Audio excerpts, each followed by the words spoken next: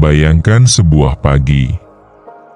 Kamu terbangun, tidak karena seseorang mengirim pesan manis, atau karena ada janji dengan seseorang yang spesial.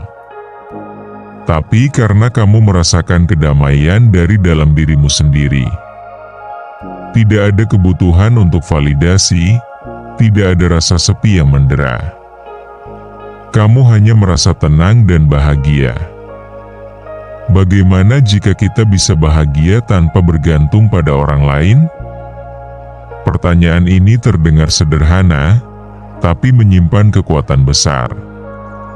Karena jika jawabannya iya, maka kita akan membebaskan diri dari belenggu harapan, ketergantungan, dan kekecewaan. Maka kita akan menjadi manusia yang utuh, bukan karena siapa yang bersama kita, tapi karena siapa kita sebenarnya. Mari kita selami lebih dalam. Bagaimana jika kita bisa bahagia tanpa bergantung pada orang lain? 1. Ketergantungan emosional. Sejak kecil, kita diajarkan bahwa kebahagiaan datang dari luar. Dari cinta orang tua, perhatian teman, atau pujian guru. Kita tumbuh menjadi dewasa dengan membawa pola yang sama. Kita merasa berharga hanya jika dicintai, dihargai, atau diterima oleh orang lain. Kita menunggu pesan balasan agar merasa dihargai. Kita menanti pujian agar merasa cukup. Kita menggantungkan suasana hati pada ekspresi wajah orang lain. Tanpa sadar, kita menjadikan emosi kita seperti layang-layang, terbang hanya jika dipegang orang lain. Tapi apakah ini satu-satunya cara untuk hidup? 2. Stoikisme dan seni berdiri sendiri. Para filsuf Stoik seperti Epictetus, Seneca, dan Marcus Aurelius percaya bahwa kebahagiaan sejati tidak datang dari luar, tapi dari dalam. Mereka mengajarkan, kita tidak bisa mengontrol dunia luar, tapi kita bisa mengontrol respons kita terhadap dunia itu. Epictetus pernah berkata, siapapun yang membuat Anda marah, memiliki kekuasaan atas Anda. Siapapun yang Anda perlukan untuk bahagia, menguasai Anda. Bagi para Stoik, kebebasan sejati datang ketika kita melepaskan harapan pada hal-hal yang tidak bisa kita kendalikan, termasuk perasaan orang lain terhadap kita.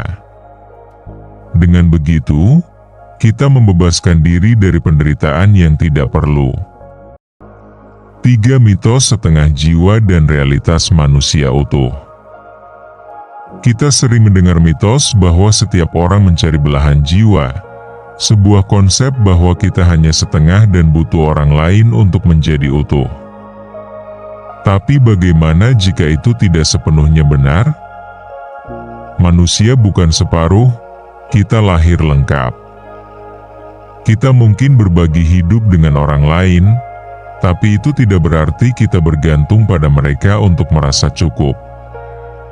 Berbahagia tanpa bergantung bukan berarti menjadi antisosial atau menolak cinta. Sebaliknya, ini adalah tentang mencintai dengan cara yang dewasa tanpa menuntut, tanpa menyedot energi orang lain untuk mengisi kekosongan kita sendiri. 4. Kesendirian yang menguatkan. Kesendirian sering dipersepsikan sebagai sesuatu yang menakutkan. Tapi ada perbedaan besar antara kesepian dan kesendirian. Kesepian adalah rasa kekosongan karena kehilangan koneksi. Kesendirian adalah ruang tenang untuk mengenali diri sendiri. Dalam kesendirian, kita belajar mendengar suara hati. Kita belajar menerima kekurangan, mengenal luka, dan menemukan makna di baliknya. Kita belajar mencintai diri sendiri bukan karena sempurna, tapi karena kita sadar bahwa kita cukup. 5. Latihan bahagia dari dalam. Lalu bagaimana caranya kita bisa membangun kebahagiaan tanpa bergantung pada orang lain?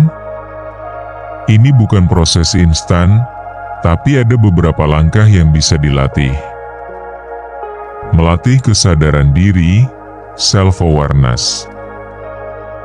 Kesadaran diri berarti kita belajar mengenal perasaan kita sendiri.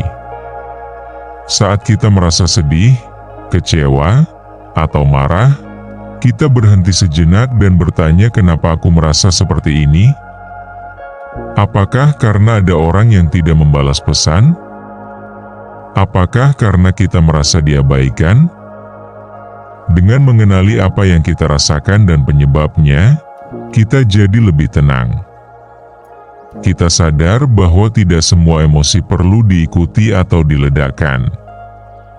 Kadang, perasaan sedih bukan karena orang lain salah, tapi karena kita berharap terlalu banyak. Membuat jurnal syukur harian. Jurnal syukur harian adalah kebiasaan sederhana tapi kuat. Setiap malam atau pagi, luangkan beberapa menit untuk menuliskan setidaknya 3 hal yang membuatmu bersyukur, bisa berupa secangkir kopi hangat, udara segar saat bersepeda, atau keberanianmu menyelesaikan tugas sulit hari itu. Dengan melatih otak mencari sisi positif, kita menggeser fokus dari apa yang kurang menuju apa yang sudah ada, sehingga rasa cukup dan bahagia tumbuh dari dalam, bukan dari pujian atau pengakuan orang lain. Latihan me time. Latihan me time adalah cara untuk membangun koneksi dengan diri sendiri tanpa gangguan dari luar. Ini bisa sesederhana berjalan kaki sendirian, membaca buku favorit, menonton film yang kamu suka, menulis di jurnal, atau hanya duduk diam sambil menikmati secangkir teh. Saat kamu meluangkan waktu untuk dirimu sendiri, kamu memberi ruang bagi pikiran untuk tenang, perasaan untuk dipahami, dan tubuh untuk beristirahat. Me time bukanlah tanda kesepian, tapi bukti bahwa kamu nyaman dengan dirimu sendiri. Bicara dengan diri sendiri seperti sahabat. Bicara dengan diri sendiri seperti sahabat berarti memperlakukan diri sendiri dengan kebaikan, pengertian, dan empati. Seperti saat kita menghibur sahabat yang sedang sedih, seringkali kita justru menjadi pengkritik paling keras bagi diri sendiri, menyalahkan, meremehkan, bahkan menghukum diri saat gagal atau melakukan kesalahan. Padahal, saat sahabat kita terjatuh, kita akan memeluk dan berkata, "Kamu sudah berusaha, dan itu cukup." Maka, cobalah berbicara kepada dirimu sendiri dengan suara yang lembut. "Aku bangga sudah bertahan sejauh ini." Dengan cara ini, kita membangun rasa aman dan penerimaan dari dalam, yang tidak tergantung pada penilaian atau dukungan orang lain. Bangun tujuan hidup yang bermakna. Bangun tujuan hidup yang bermakna berarti menemukan alasan yang membuatmu bangun setiap pagi dengan semangat. Tujuan ini tidak harus besar atau muluk, tapi bisa sesederhana ingin menjadi pribadi yang lebih sabar, membantu orang lain, atau menciptakan sesuatu yang bermanfaat.